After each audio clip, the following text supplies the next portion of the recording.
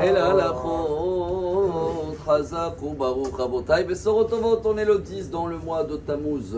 C'est des bonnes nouvelles, Mazal Tov pour le Khatan.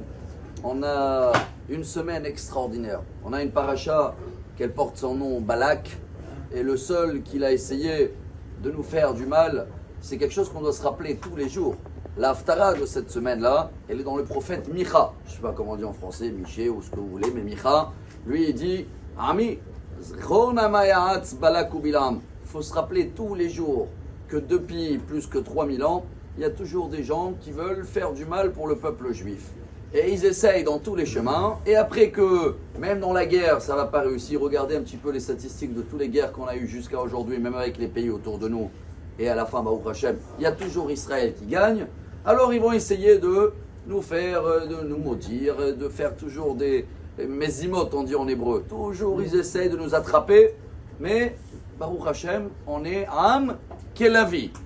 On connaît tous le nom de cette guerre de 12 jours d'Iran. C'est dans la paracha de cette semaine. Balak et Bilam, ils ont compris quelque chose, que voilà un très beau message pour nous, Rabotai. Ils ont compris qu'on est un pays qui n'a rien à voir avec les statistiques, qui n'a rien à voir avec l'astrologie. Rien. Même dans la Haftara, c'est beau parce qu'elle commence comme ça. Ve'aya she'erit Yaakov. On est un petit peu partout, comme ça il dit le prophète Micha, dans toutes les nations.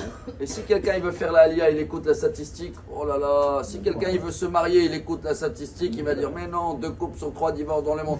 Rabotai, chacun de nous doit comprendre qu'on est Am Kelavi. C'est quoi Am Kelavi? Pourquoi on a noté ce nom? Le Lavi, c'est le fils de lion. Je ne sais pas comment on l'appelle en français. Lionçon. Pourquoi pas le lion? Le lion, bon, il est âgé déjà. Le lion, c'est le seul qui est complètement contre la statistique. Et on a parlé de ça, et Rabotai, il faut le vivre ce message. Le lion, quand il va aller à la chasse et il a faim, je ne sais pas qu'il va à la chasse tous les 2-3 jours ou une semaine, en général, en moyenne, 9 fois sur 10, il va échouer. Donc il a une statistique de 10% de réussite. Qu'est-ce qui le rend alors le roi de lion, chers amis? C'est qu'il abandonne jamais. Il écoute jamais les statistiques, ni de lui-même, et ni ce qu'ils le disent autour tous les animaux. Dans la paracha, ça commence avec le Hmar, l'ânesse de Bilam. Si le lion, il aurait écouté l'ânesse de Bilam, il n'aurait été pas lion, Rabotai. Alors on est un peuple, et voilà le message pour nous. Chacun, il va démarrer la semaine. Celui-là a des difficultés Parnassa, celui-là santé, celui-là Shalom Bait. Et Balak et Bilam, ils ont remarqué que peu importe les difficultés qu'on a, il y a quelque chose qui dépasse tout. C'est quoi? Voilà le secret. Nahash, c'est pas le serpent, ça vient du mot les nahesh. Les nahesh en hébreu, c'est tous ceux-là qui disent selon ton métier, tu vas être comme ça.